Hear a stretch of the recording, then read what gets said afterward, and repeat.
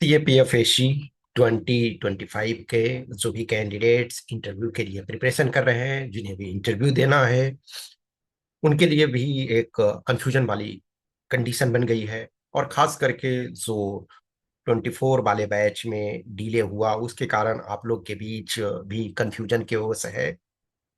तो ये मानो कि जो 25 वाला इंटरव्यू है, उस पर एक तरह से 24 वाले का कोई इम्पैक्ट नहीं है।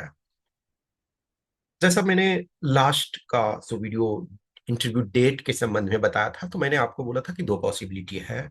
एक मैंने आपको बोला था कि 20 अप्रैल के करीब अप्रॉक्स में होने का चांसेस मैंने आपको बताया था, और दूसरा मैंने बोला था कि मई में किसी टाइम आपका हो सकता है। तो अब तो 20 अप्रैल वाला है, वो पॉसिबल नहीं है। अब मई में ही जो है, वो मैंने आपको पहले ही उस चीज के लिए आपको बोला था कि ऐसा पॉसिबल है। अभी देखो, कहीं ना कहीं एक थोड़ा सा सीएपीएफ का जो चीजें चल रहा है, कभी कभी यूपीएससी के एंड से चीजें शायद लगता है कि इतनी सिंसियरिटी जैसी नहीं दिखती है कभी कभी। अभी जैसे देखो, आपका रिटेन का रिजल्ट आया अक्टूबर में, तो रोल नंबर वाला तो अक्टूबर में आ गया था। और अभी देखो, जो नेम वाइज है वो अभी आ रहा है।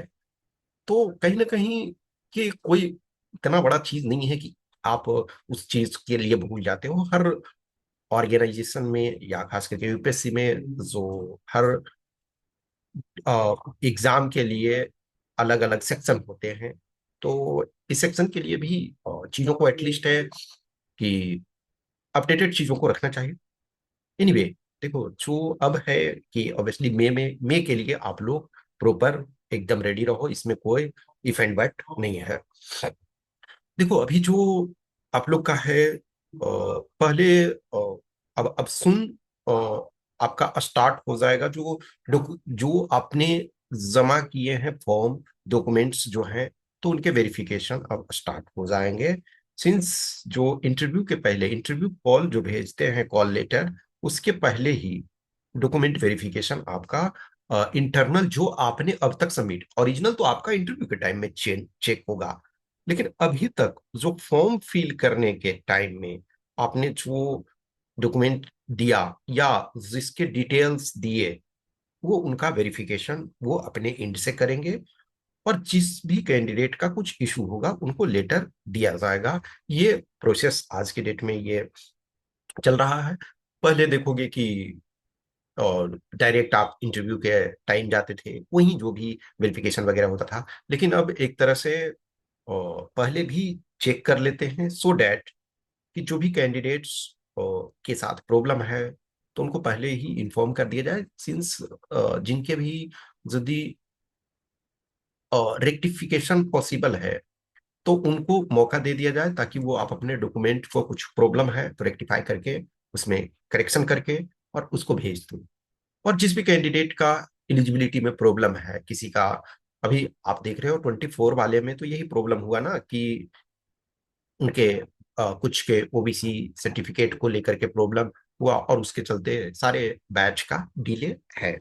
तो वैसे सिचुएशन में कुछ कैंडिडेट्स का जो होता है वो रिजेक्शन भी हो जाता है, या कुछ कैंडिडेट्स का जिनको अभी करेक्शन करके, रेक्टिफिकेशन करके वो आप जमा कर सकते हो, तो उनको टाइम दिया जाता है, या फिर उनको बोला जाता है भाई कि आप आपको ऐसा इंटीमेशन दिया जा रहा है कि इस कारण से आपका रिजेक्शन हो रहा है, या ये आप में प्रॉब्लम है।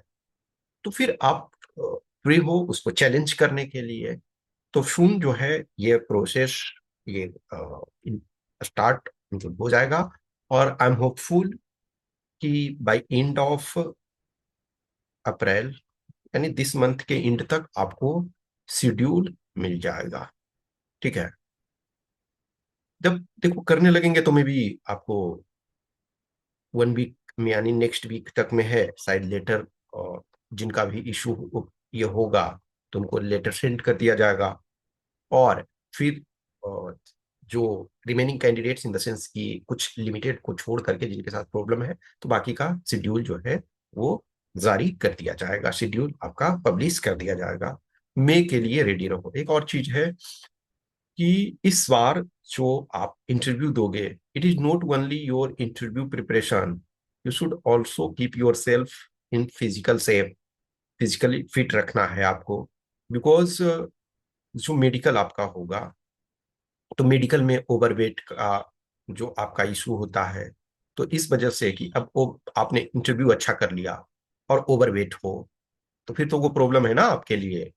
तो सिर्फ और सिर्फ इंटरव्यू के ही प्रिपरेशन ना करो, आप अपने वेट पे भी ध्यान दो, और कोई भी इंजुरी ना हो इस बात का ख्याल रखो। कोई भी ऐसा एक्टिविटी ना करो जिससे हमारा इंजुरी हो जाए। तो अभी आप अपने स्तर पे पूरे फुल फ्लेज्ड में ये रहो कि मई में हमारा कुछ और क्वेश्चंस क्यूरी डाउट्स स्टूडेंट्स के हैं कि सर मई में ही सीएससी का प्री होने वाला है। तो देखो पहले भी जैसे ही हुआ है पिछली बार ही देखो, तो शेड्यूल इस ढंग का था कि आपका ऑब्वियसली जो प्री है वो संडे को होता है, लेकिन पिछले बार जो था आपका इंटरव्यू है वो मंडे से और फ्राइडे तक हो रहा है।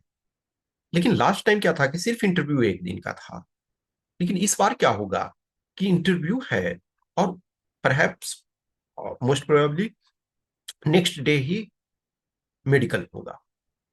तो मेडिकल किसी कैंडिडेट का पॉसिबल है कि वन डे में कंप्लीट हो जाए, किसी को 2 डेज, और किसी को मोर डेज भी लग सकते हैं। क्यों? क्योंकि जिनका भी यदि रिव्यू मेडिकल मिलता है तो उनको तो ज्यादा टाइम लगेंगे ना। रिव्यू मेडिकल में कभी कभी इवन 1 वीक भी लग जाता है, एक्सेप्शनल केस में उसे होते हैं।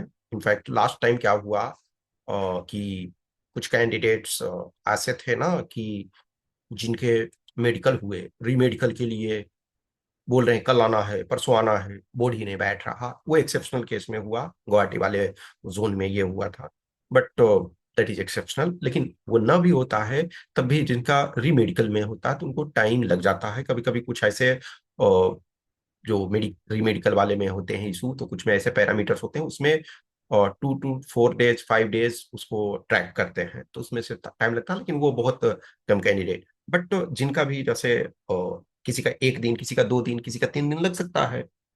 तो अब ये है कि आप प्री का भी प्रिपरेशन कर रहे हो, सीरियस कैंडिडेट हो, तो बस इस सिचुएशन में तो देखो यदि ऐसा होता है तो आपका लिए इधर रीमेडिकल ही ये है, चेंज किया जा सकता है, या इंटरव्यू का डेट। लेकिन इंटरव्यू जनरली ये उसके कम चांसेस, मतलब ये इंटरव्यू डेट भी चेंज किए जाते हैं, लेकिन वो ऐसे सिचुएशन में आपको मेडिकल वाला चेंज कर दिया जाएगा। सपोज बीच में आपका आ रहा है आसपास वाले दिन में, तो उसमें चेंज कर दिया जाएगा। तो अभी आप जो लोग सीएससी का भी कर रहे हो तो आपको दोनों चीज को लेकर के चलना है, दोनों को कवर करना है। और जिनका भी ओवरवेट वगैरह है तो आप इस बात का ध्यान रखना, क्योंकि आज के डेट में आपको री मेडिकल में तो एक्स्ट्रा बहुत टाइम नहीं दिया जा रहा ना, पहले टाइम दिया जाता था।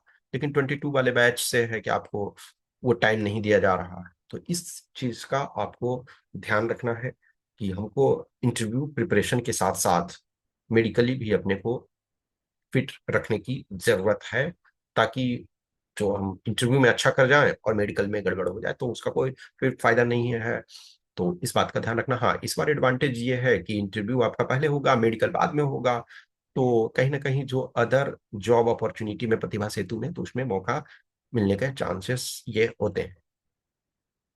तो इस बात का आपको ध्यान रखना है कि अब सून जो है डॉक्यूमेंट वगैरह जो इंटरनल उनका है वो स्टार्ट हो जाएगा। और आई एम होपफुल कि नेक्स्ट वीक जो है उनका जिनका भी इशू होगा उनको लेटर वगैरह वो डिस्पैच कर देंगे, दे देंगे। और बाकी जो by end of this month जो है अप्रैल में वो शेड्यूल पब्लिश हो जाएगा आपका, और मई में आपका इंटरव्यू ये स्टार्ट एनी टाइम वो हो जाएगा। ठीक है? कुछ और अपडेट वगैरह मिलता है तो मैं आपको जरूर अपडेट करूंगा।